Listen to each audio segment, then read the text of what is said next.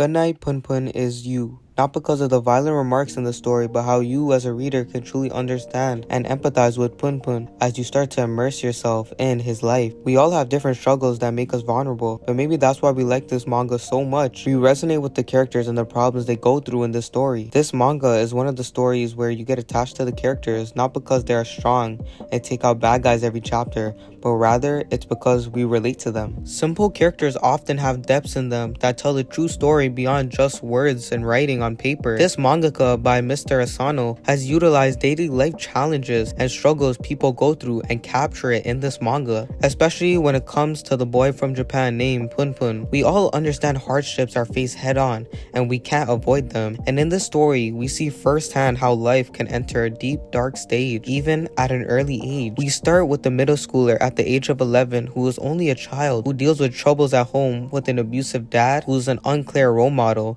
in his life and has a mother who doesn't truly care for him, which then makes him turn to school for enjoyment. He mostly hangs out with his friends Harumi, Shimizu, Seki, and the rest, but he is generally the quiet one amongst them, who listens more than he talks. This story takes a turn when a new girl has moved into town, who then gets introduced as a new student. Her name is Aiko. He goes through regular middle school troubles as he finds out how hard it is to become an adult with a job and wants to move away with Aiko. She even went to an abandoned facility with them that ended up getting set on fire, all because they wanted to get to the bottom of a secret taping they found on the floor on a random day, and let's just say that taping was not family friendly. The story takes quite a turn when PunPun breaks his promise to Aiko. He thought it was okay to flee his home along with Aiko to go to Kagoshima, but the plan went to shit the minute PunPun didn't follow through and left Aiko waiting there. PunPun's problems essentially forced him to make this irrational decision, which ended up costing him his relationship with Aiko. As I mentioned before, his father was abusive and sent his mom to the hospital quite early on in this manga. We actually had a good portion of the first chapters of the mom revealing she was disgusted by PunPun because he was too much like her father and her. Also, the dad just ended up leaving to America and stopped providing for the family, so PunPun's uncle had to step in. He was one of the only people who was there for PunPun in the beginning arcs and essentially was the only person there for him throughout the entire manga. He was the person that PunPun needed by his side. He became the better father figure that he needed in his life. Shortly after this whole situation of PunPun's broken promise, Aiko ignored him at school, after school, and just walked out his life because he just did that by breaking their trust. He turned to someone who believes to be Kami every once in a while, who gives terrible advice most of the time, but shows up when he is needed. PunPun had hated himself for so long at a young age because no one understood him. He lost the only person that he knew would be there for him, all because of a broken promise. To be honest, he was too scared to leave, to start a fresh life at a young age. It was something he thought he could never do. This would only play a much more crucial role in his adult life when we see an absolute turning point that stems from this very instance, but more on that later. 2 years pass and PunPun gets accepted into high school by passing his exam, and he wasn't too happy, but then again, he always had a bland expression. Aiko was there at the high school ceremony, but didn't bother to talk to PunPun. By the time it had been 2 years since PunPun broke his promise and left Aiko alone. Over this period, his uncle had gotten a girlfriend who lived at the house along with the mother who came back from the hospital. The house was empty but filled with everyone's needs of love. PunPun hadn't been with Aiko. PunPun's uncle wouldn't stop by the house anymore, and the mom had been missing her abusive husband. Over time, we started to see emotions dwell over PunPun as he tried to hide from Aiko, afraid she no longer wanted anything to do with him. Perhaps she moved on, and of course she did, but that didn't stop PunPun from having feelings for her. Chapter 55 comes around and we see PunPun has had enough of being lonely and tries to find love again with a girl named Connie from Class C. They both bond over art, even though PunPun never liked art. He just said that to show that he's not a boring person. This is where we start to see a different side of PunPun, the darker rooted side of him, as he tries to conceal his love for Aiko but forces her to essentially like him. Again, we see PunPun's mother around this time land herself in the hospital again due to health issues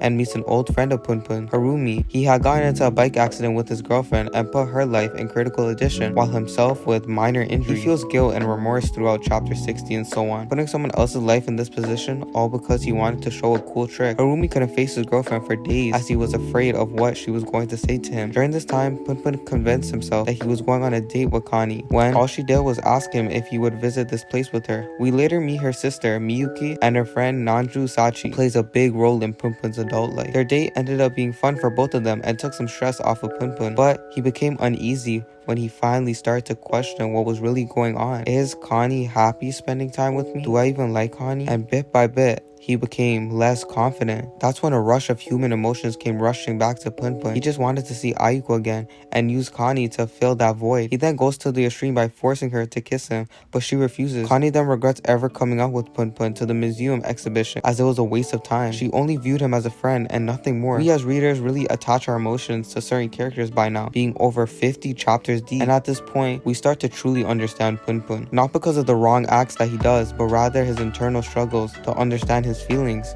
and how he navigates through his adult life. By witnessing his actions, you might find parallels in your life that you may find in this manga. You don't have to be in PunPun's certain situation to see how much all of us grapple with our emotions and desire to be loved at a young age. Couple chapters later, his mother dies, he gets a job, and life moves on.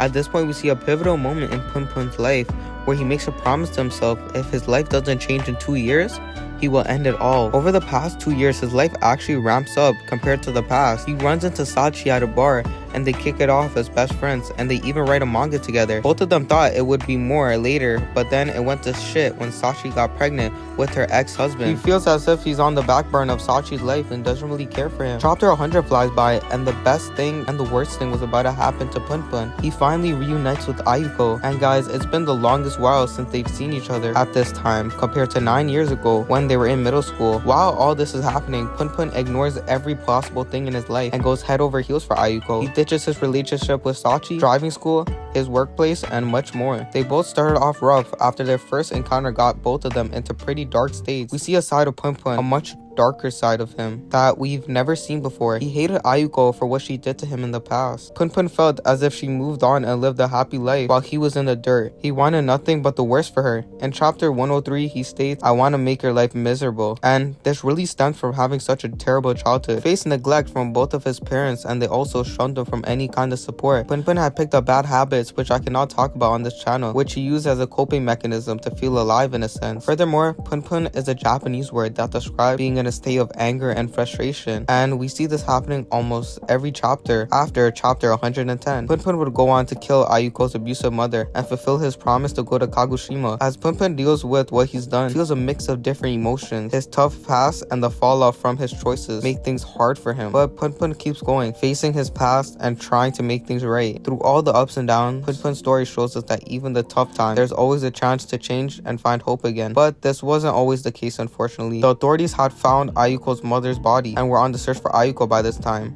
Then, at the end part, Aiko had tragically taken her own life, adding to PunPun's burden of guilt and sorrow. Many people can relate to the feeling of resentment and the overwhelming sense of responsibility that follows. PunPun's struggle to cope with Ayuko's death reflects the universal experience of grappling with the aftermath of suicide and the emotional toll it takes on those left behind. The weight of grief and remorse can feel overwhelming, and PunPun's journey serves as a reminder of the complexities of mental health. This manga leaves you wondering if you can become a better person, as that uncertainty of what's to come in your life transpires once you finish the manga. We are forced to accept our fate and face our own flaws and shortcomings all by ourselves. This manga serves as a reminder that change is possible, but you need to be prepared and patient. Don't let your emotions hinder your path to success like PunPun. Rather, learn to live with your emotions and be able to control it. Growth is needed to become the best version of yourself. Struggle is needed to become the best version of yourself. All these characteristics we see in the manga, well, the more positive ones are needed to become the best versions of you. Now,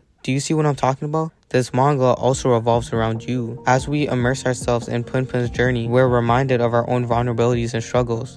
Goodnight PunPun isn't just a story, it's a mirror reflecting our shared human experiences of pain, longing, and relentless search of meaning. Perhaps it's this connection to PunPun that keeps us drawing back, allowing us to find solace and understanding in the midst of life's complexities.